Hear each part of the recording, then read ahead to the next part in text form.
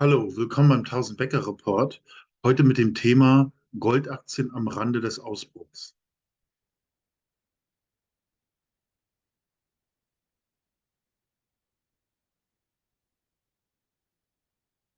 Disclaimer: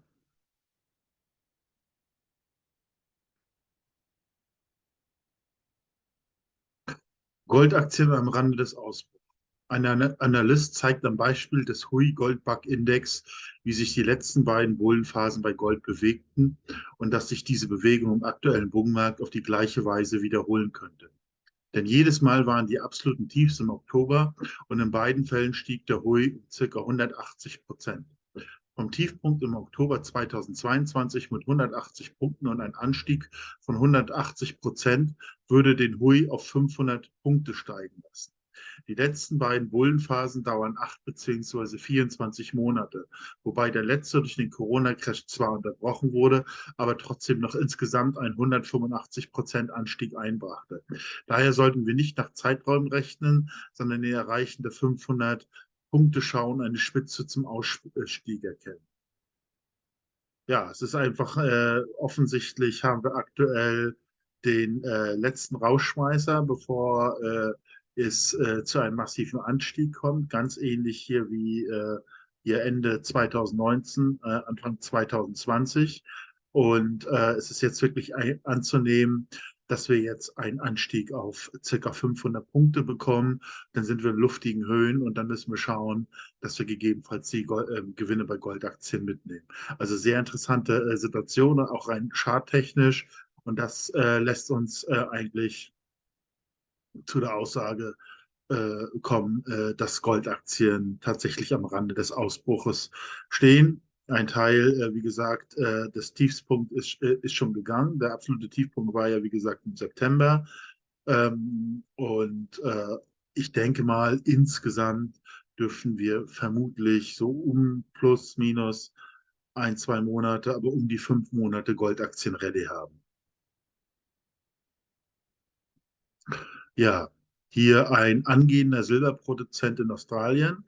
Sie planen eine Produktion von 5 Millionen Unzen mittleren Grades, 40 Gramm pro Tonne. Insgesamt haben sie Ressourcen von 183 Millionen Unzen Silber. Ansonsten ist dieses Silberprojekt einer der größten Entwicklungsprojekte der Welt, beziehungsweise die größte unerschlossene Silberlagerstätte in Australien. Das Explorationspotenzial ist beträchtlich. Die Projekte befinden sich im Zentrum von New South Wales, etwa 26 Kilometer östlich von Mudgee.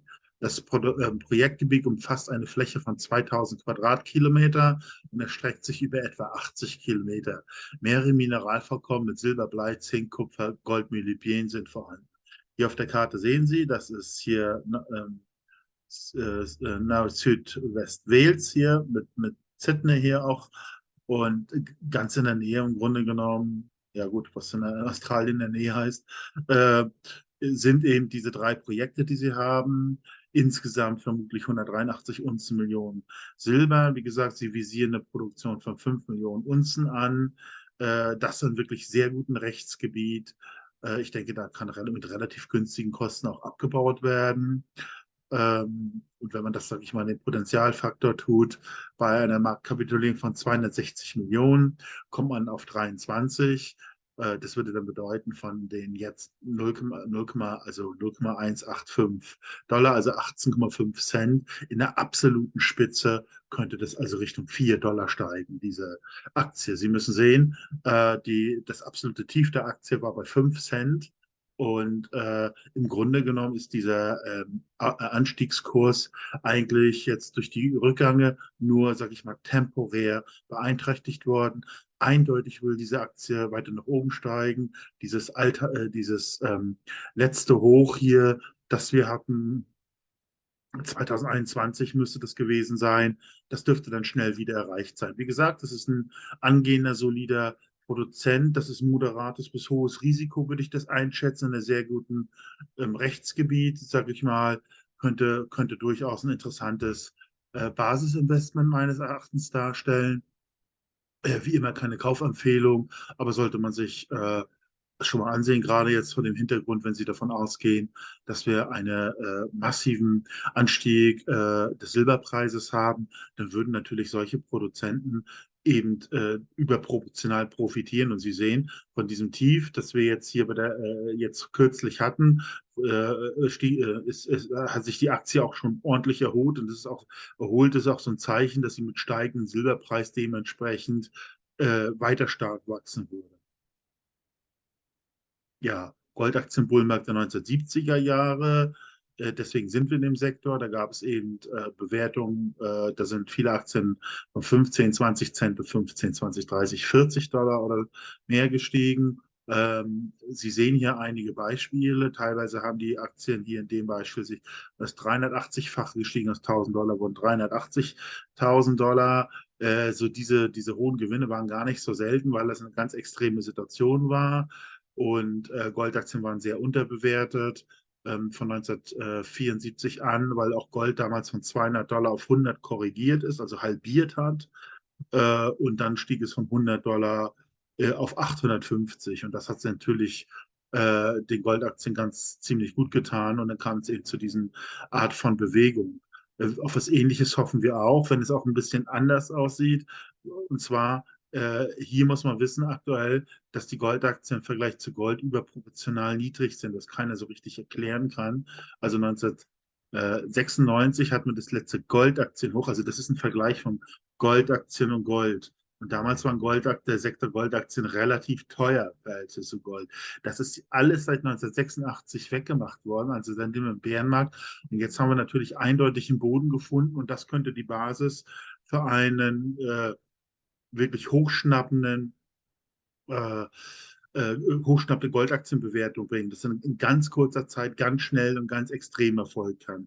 Deswegen reden wir da so und wenn jetzt diese Goldaktien in Fahrt kommen sollten, kann Unglaubliches erwartet werden. Und das sind jedenfalls, was wir hier aus diesen Charts ableiten und deswegen auch in diesem Sektor sind generell.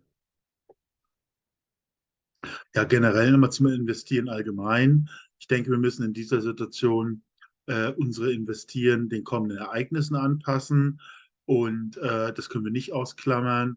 Und die Ereignisse kommen natürlich durch die komplette Überschuldung, Verzerrung und das wird am Ende zu massiven ökonomischen Problemen führen, was dazu führt, dass eine Flucht ins Gold und goldbezogene Assets wie in Goldaktien auslösen wird und gleichzeitig jetzige Einkommen produzierende Assets stark leiden, wie Standardaktien und auch eben Immobilien oder Immobilieneinkommen. Das war auch 1980 so, das war der Tiefpunkt der damaligen Depression. Und die haben im Grunde genommen im verglichen im Wert von Gold und Silber sind diese Assets total gefallen. Aber schauen wir uns nochmal an, was eben jetzt interessant ist, vielleicht vergleichbar ist. Das war diese Silber-Rallye der 1960er Jahre. Es gab eine Phase, da wurde immer mehr Silber gekauft, besonders aus den USA abgeflossen.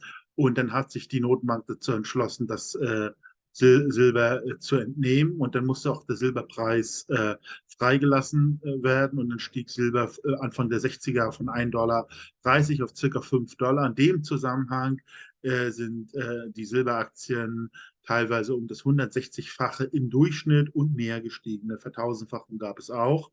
Also genau diese Phase, wo eben das Silber den Münzen entnommen worden sind. Ja, was Ähnliches erwarten wir auch. Im Grunde genommen, mit ihren physischen Derivaten haben sie eigentlich auch den Silberpreis festgesetzt. Um die 20 könnte man das so argumentieren und der wird ausbrechen. Und wenn der Richtung 50 geht, hoffen wir eben auf eine ähnliche Situation wie hier in den 1960er Jahren, wo sich diese Goldaktien dementsprechend oder Silberaktien dementsprechend entwertet haben. Das heißt, man hat jetzt die Möglichkeit, überproportionale Gewinne mit Gold- und Silberaktien zu machen, gar nicht so sehr mit Gold und Silber, die vielleicht nur moderat steigen. Dadurch haben wir die Chance, erheblich mehr Gold und Silber allgemein zu kaufen und sind eben jederzeit immer liquide, ohne unseren physischen Gold- und Silberhort verkaufen zu müssen. Das ist auch eigentlich auch meines Erachtens auch noch ein Vorteil dieser Goldaktien. Ja, dann könnte es eben sein, dass Gold und Silber früher oder später vielleicht verbunden mit dramatischen Problemen, man könnte es systemischer Crash nennen, dass sich wirklich alles auf Gold und Silber stürzt, aber möglicherweise ist es unheimlich gefährlich, dann überhaupt noch in dem Minenbereich zu sein, weil alle möglichen Eingriffe vermutlich drohen. Da ist es dann besser, auf Gold und Silber zu sitzen. In dieser Phase reicht möglicherweise dann Gold und Silber, das wir ja vorher mit Goldaktien maximiert haben. Sein Höhepunkt, Experten haben berechnet, 8.000 heutige Kaufkraft für Gold, 200 bis 400 Kaufkraft für Silber. Diese Phase dürfte nicht lange anhalten, diese extreme Phase. Wir müssen sehen, dass wir dann für das Gold und Silber reale andere Sachwerte außer Edelmetalle kaufen, also einkommenproduzierende Vehicles am besten, wie zum Beispiel Immobilien, die dann vergleichsweise spottbillig sind. Hier Mike Maroloni schreibt, 1980 konnte man ein Haus in den USA für 500 Unzen Silber bekommen. Das ist sicherlich interessant. Oder was eben dann auch vom Aktienmarkt an Top-Aktien mit gutem Zukunftspotenzial übrig bleibt, kriegen wir zum absoluten Discountpreis wie 1980. Und danach setzt sich dann, hat sich damals eine 20-jährige normale Aktienerholung rangesetzt. Der Goldpreis war nicht mehr attraktiv, der ging seitwärts oder ist eher gesunken. Aber der Aktienmarkt ist eben massiv gestiegen und Berkshire Hathaway ist genau in dieser Phase dann von $400 auf $80.000 gestiegen, was ein Anstieg um das 200-fache darstellt. Und viele andere Investmentfonds sind auch gut gestiegen oder Top-Aktien. Das ist meiner Meinung nach das der richtige Move gewesen. Man hätte in den 1980er Jahren in diese Goldaktien investieren müssen und diese Gewinne dann in Top-Fonds und anderen starken Aktien, vielleicht ein bisschen Zukunftstechnologie investieren können. Und man hätte die nächsten 20 Jahre absolut, also bis heute im Grunde genommen ausgesorgt. Und das meine ich mit diesen Investieren hinsichtlich dieser Ereignisse. Weil ansonsten zerstören ansonsten eher den Wohlstand, weil wenn die Währungen zerfallen, sich rapide entwerten, dann verlieren eben die Sparer, das sitzt in die Versicherung, das sitzt in den sogenannten Ansprüchen, die man an den Staat hat, Pension etc. Und das kann sogar bis im Extremfall dann sogar wertlos gehen. Und ja, und die einzigsten, die in diesem Umfeld profitieren, sind dann vermutlich Gold, Silber, Goldaktien. Aber es gibt dann irgendeinen Wendepunkt, da macht es dann Sinn, reale und physische Werte zu kaufen. Und wenn wir das halbwegs beherrschen, könnte man, wie hier dargestellt, wenn wir also diese Chancen, diese Ereignisse multiplizieren, im Grunde genommen, anstatt Opfer von zu werden, könnte man zum Beispiel jetzt aus $200 sein Geld mittels Goldaktien vielleicht im Schnitt ver25-fachen, mit Gold und Silber vervierfachen und mit dem Reinvestieren in Top-Fonds und so am Höhepunkt dieser Inflationsgeschichte. Ähm, Top-Häuser, Top-Fonds, Top-Aktien, Zukunftsaktien, vielleicht gemischt, können wir vielleicht eine Verfünfzigfachung langfristig haben. Das würde dann heißen, aus jeder 200 Euro, die wir jetzt intelligent investieren, wird langfristig 1 Million Kaufkraft. Meines Erachtens ist das die Antwort auf diese Rentendiskussion, die wir augenblicklich haben. Weil, warum ist die Rente unsicher? Weil die Leute und die Staaten eben linear investieren. Dürfen wir nicht machen. Wir müssen so investieren, aus meiner Sicht. Natürlich kann der Staat überall eingreifen. Das will ich jetzt hier gar nicht diskutieren. Das ist nochmal eine ganz andere Geschichte. Aber trotzdem muss man sich im Großen und Ganzen meines Erachtens hier an diese Verhältnisse hier voll darauf konzentrieren, damit man da nicht Opfer von wird. Ja, 1000-Becker-Report versuchen diese Aktien zu identifizieren, nach hohem, mittlerem und Gamble-Risiko wird das sortiert. Wir berechnen Potenzialfaktor aus der Marktkapitalisierung, Grad des Goldes, Anzahl der Unzen, eine Exit-Strategie haben wir auch entwickelt. Also was kaufen, wenn dieser Boom vorbei ist. Einlagen von Gold und Silber bei der Einkaufsgemeinschaft. Das Unternehmen ist zu jeder Zeit ein günstiges Gold und Silber gekommen. Gerade wenn es vielleicht bei den Edelmetallhändlern eng wird dann in der Schweiz in Zollfreilage eingelagert, kann man jederzeit verkaufen, kann man auch physisch sich ausliefern lassen. Ist einfach ein gutes Vehikel, um gewisse Transaktionen umzusetzen. Ja, ich bedanke mich für Ihre Aufmerksamkeit. Würde Sie bitten, meinen Kanal zu abonnieren, wenn Ihnen das Video soweit gefallen hat. Vielleicht die Glocke betätigen, dass Sie sofort über neue Videos informiert werden. Vielleicht auch den Like geben. weil das würde dann der Algorithmus würde es in Video anderen YouTube-Zuschauer, die möglicherweise in diesem Thema interessiert sind, vorgeschlagen werden. Also mal besten Dank und bis zum nächsten Mal.